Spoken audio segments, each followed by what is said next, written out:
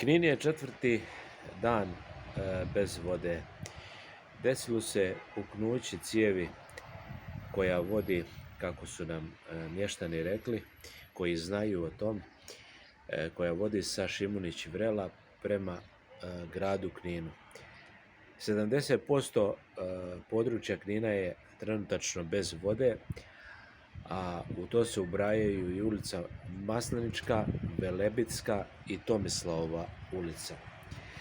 3 dana je radnicima komunalnog poduzeća u Kninu samo trebalo da pronađu kvar gdje se nalazi puknuće cijevi, a oglasio se i direktor vodovoda u Kninu koji je rekao da zbog pristupačnosti terena nije moguće tako lako sanirati kvar jer je potrebno da priđu i strojevi i ljudi do te pukotine.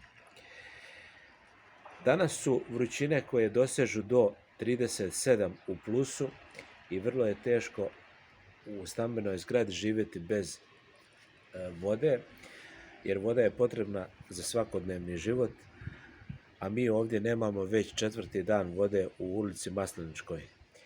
Tako da nadamo se da će to za 4 dana doći, a sad moramo da nosimo kanistere i da kupujemo vodu u trgovini i na taj način se opskrbljujemo vodom.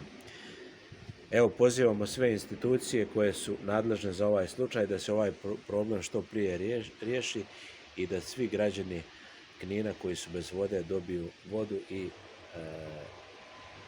nastave normalan život. Toliko.